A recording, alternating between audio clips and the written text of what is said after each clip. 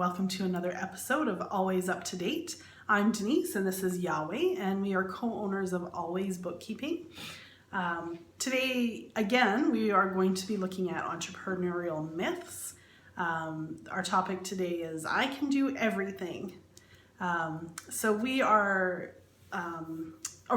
quote for today is from Jim Collins, who is the author of 6 books. And the quote is, "Those who build great companies understand that the ultimate throttle on growth for any great company is not markets or technology or competition or products. It is one thing above all others, the ability to get and keep enough of the right people." So we're looking at building our team and who should work in your business, basically. So the statistic that we have is from CB Insights, who reviewed essays from failed entrepreneurs. So most of the entrepreneurs listed multiple reasons for failure. Again, 42% of entrepreneurs who failed report no market for their services or products as one of the reasons for failure. 29% of entrepreneurs who failed report running out of cash as one of the reasons for failure. And 23% of entrepreneurs who failed reported not having the right team as one of the reasons for failure. These were the 3 most common reasons reported. All of the other reasons were reported less frequently. Those were reasons like pricing and cost and timing and the location of the business, things like that. So Yahweh, at our business, we see lots of small business owners who start their business and they just feel that they can do everything. I think the biggest one is that, there's 2 things I think that are major things that they believe, that they feel that they have a business degree, so they're ready to start a business. And second, they are a specialist in their field, and so they think they can run a business. Yeah, so does a business degree prepare you to own a small business? No. You have the textbooks, you've studied, you might know the market industry, you might have a really good idea, but lots of people who come out of school with a business degree, they don't even know how to open QuickBooks. They don't know how to do their taxes. They don't know what needs to be done for bookkeeping, for example.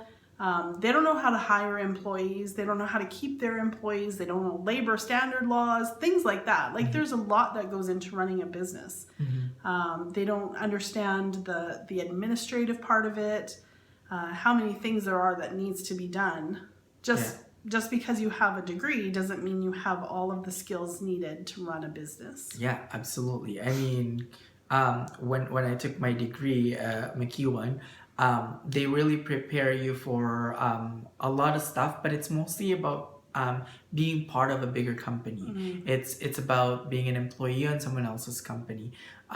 It's about running things for someone else, and not necessarily preparing you to own your own business or to have your own business, and hire your own employees, what to look for and stuff like that. They give you a lot of tools that you can use, but to own a small business, I don't think they prepare you for the mindset and the actual work that comes into owning a small business is not, it's barely there. Yeah. Even like we talked about in one of our other videos, how many hours you need to put in, and where you can work from, and what it really takes to run a business. Yeah, you're right. Does being a specialist in your field qualify you to run a business in that field? Yeah, again, the answer to that is no. There's so much more that goes into a business than just knowing how to do a service or sell a product. Just because you're a plumber, you could be the best plumber in town. Do you know that your employees need to get paid at a certain time, and that you have to remit source deductions, that your taxes need to be paid when they need to be paid? How about your bookkeeping? Do you know how to read your numbers on your financial statements so that you know how much money that you actually have? How much is the business making? How much is it spending? Where can you cut back on expenses? Is it time to hire an employee? Is it time to fire an employee? You know, all of those things. Do plumbers know that? Not all of them. Yeah, absolutely. And it's different to provide a service than run a business where you have to generate your own leads and be responsible for another livelihood of your employees. That's you know, right. Yeah. So I don't think it qualifies you to run a business. You'll be ahead for the products that you want to do or the service that you want to provide, but at the end of the day, there's a lot more that goes into running a business than just providing a product or service. That's right. Is the number one consideration in your customers buying? Is price the number one consideration in your customers' buying decision? Yeah, it's not always. I think sometimes we think that people are going to want the cheapest, but sometimes price isn't the number one consideration in your customers' buying decisions. Sometimes it's quality. Sometimes it's where you're located. You know, sometimes it's who you are and your branding, and you know, if they see your face and they can put you to your business and your values, that might be more important than the price. And again, you need to be able to know how to judge that and to figure out what you're, you know, who you're selling to and what it is that is more important to them. Is it the price or is it something more? Yeah, and especially for small business owners, we can't really compete on price or on the lowest price too much, because most of the time we're not big enough to cover, you know, like the other cost that goes into making our products. So we can't really spread it out to a lot of the units that we sell or a lot of the hours that we provide, so we ended up being burdened by the cost. So and that's really hard. And also if you look at it, you as a customer, if everyone's looking at price, we should be wearing the cheapest clothes and the cheapest, you know, like the cheapest, but we value more things than price is what I'm trying to get at. Will minimizing expenses help you at business? Yeah, not always. Again, you need to be able to know how to read your financial statements, to know where it is that what's your largest expense. Lots of times business owners don't understand their financial statements, and they will you know, pick at interest and bank charges. I need to call the bank and see if I can get rid of those $50 bank fees. And yet you're paying way too much for rent, or you have too many employees that you can't afford to pay them all. And yet you don't know how to read those financial statements. So even though you have a business degree or you're a specialist in your field, you need to be able to know how to read those expenses so that you know that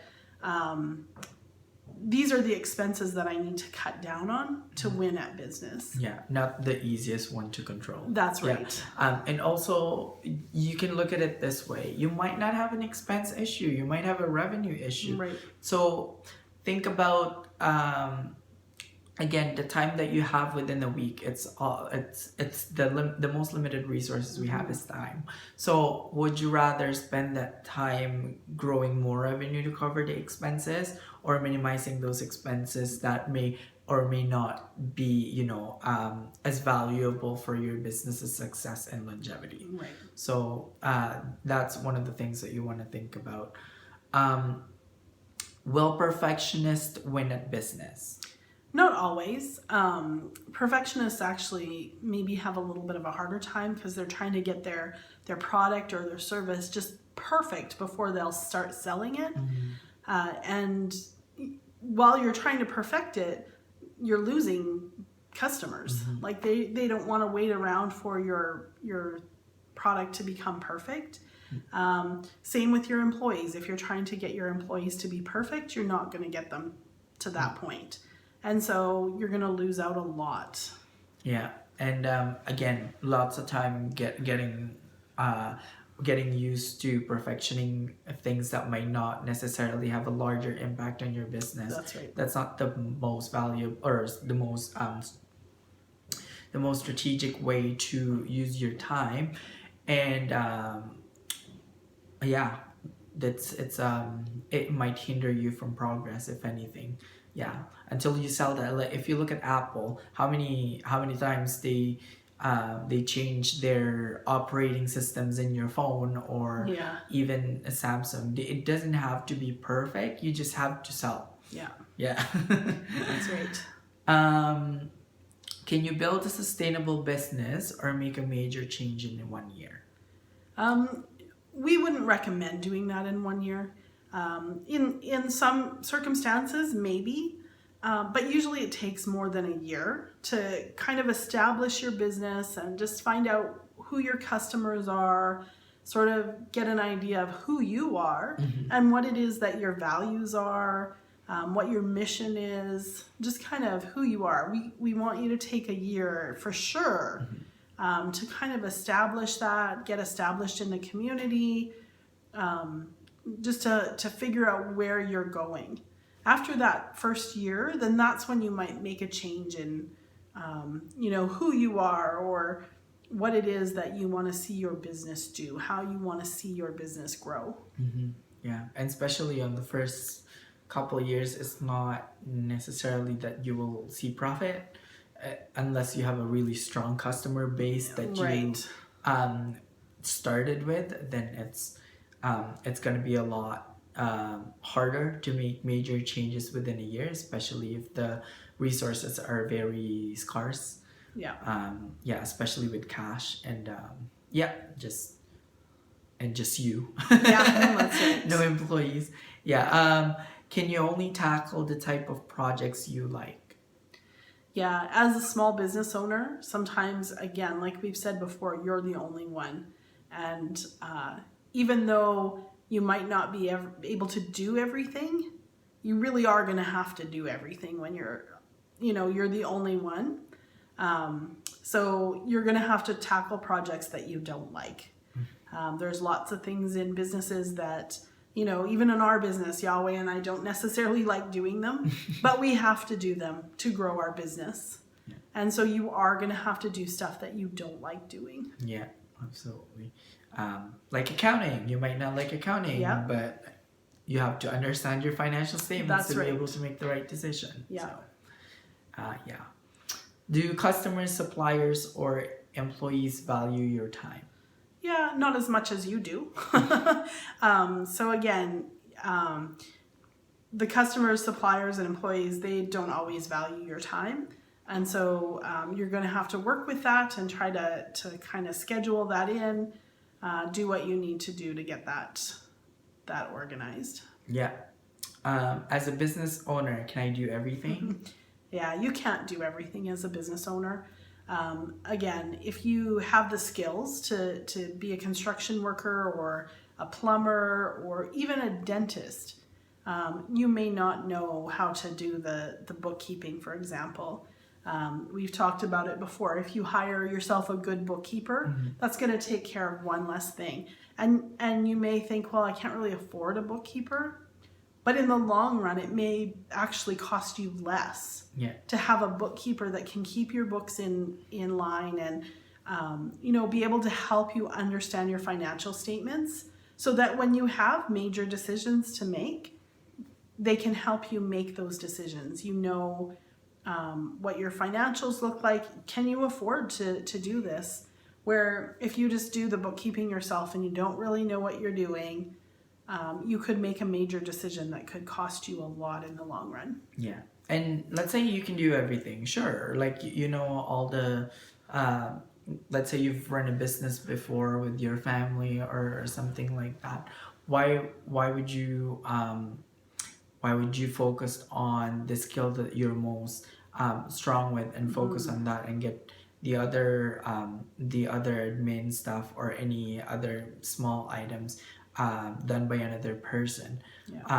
Again, the only limited resource we have, or the most limited resource we have, is time. So even if you can't do everything, it's more likely that you don't want to do everything just because you want to win a business and you want to focus on your strengths and building your business rather than the other stuff that can be done by another person. Right. yeah, so I think that's all we have for today. Hope you guys liked the video, and if you have any questions, please write down the comments below. Please like and subscribe to our episodes, and we'll see you guys next time.